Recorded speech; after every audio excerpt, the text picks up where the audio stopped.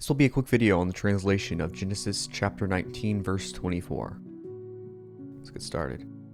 Genesis 19:24 in the NASB translation says, "Then the Lord rained brimstone and fire on Sodom and Gomorrah from the Lord out of heaven." The Hebrew word "from" in the phrase "from the Lord out of heaven" is me'et, which is the untranslatable mark et directly preceded by the preposition me, which means from. Et is typically used to mark the accusative of the verb, and directly precedes the accusative noun. This is true in the majority of its occurrences, but there are times when it appears to serve a different function, as in Genesis 19:24. On the left, we have Genesis 1:1 in Hebrew to show how et typically functions. Genesis 1:1 in Hebrew is Bereshit bara Elohim et ha-shemayim ve'et ha'eretz. The verb in Genesis 1:1 is bara, which means to create, and the accusatives are ha-shemayim and ha'eretz. Both ha-shemayim and ha'eretz are preceded by the definite direct object marker, et.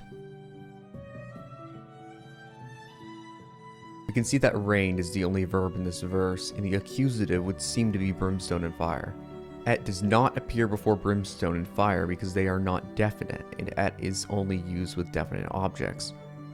But why does et appear before the second mention of Yahweh, which is certainly not an accusative noun in the sentence?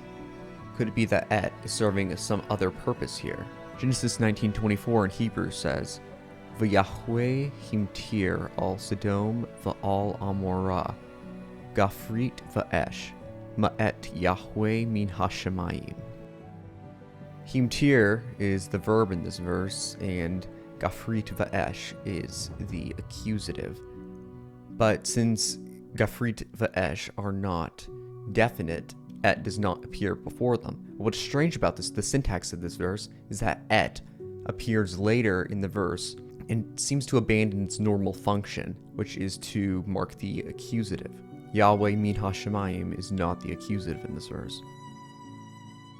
Bruce K. Waltk and M. O'Connor wrote the following concerning et.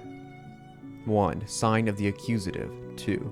More recent grammarians regard it as a marker of emphasis, used most often with definite nouns in the accusative role.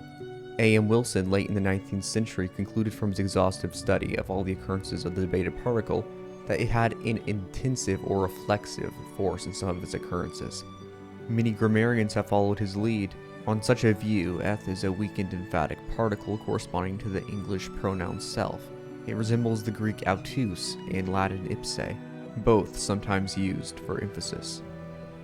Some commentators agree with this interpretation. John Calvin wrote, "An emphatic repetition that God did not then reign according to the usual order of nature, but as if by an outstretched hand he had openly thundered apart from the usual manner, so that it was sufficiently evident that the rain had been fused by no natural causes from fire and brimstone." Charles Ellicott wrote the following in his commentary on Genesis 19:24. "The Lord, Jehovah, reigned from the Lord, from Jehovah." Many commentators following the Council of Sirmium see this repetition of the name of Jehovah an indication of the Holy Trinity, as though God the Son rained down fire from God the Father. More correctly, Calvin takes it as an emphatic reiteration of its being Jehovah's act. Kyle and Delitzsch, Biblical Commentary on the Old Testament, has the following note on Genesis 19:24. "In the words Jehovah caused it to rain from Jehovah, there is no distinction implied between the hidden and the manifested God, between the Jehovah present on earth and his angels who called down the judgment, and Jehovah enthroned in heaven who sent it down." But the expression "from Jehovah" is emphatica repetitio, Calvin. The rain of fire and brimstone was not a mere storm with lightning which set on fire the soil already overcharged with naphtha and sulfur. Here are two possible translations of Genesis 19:24 with these grammatical concepts in mind. 1.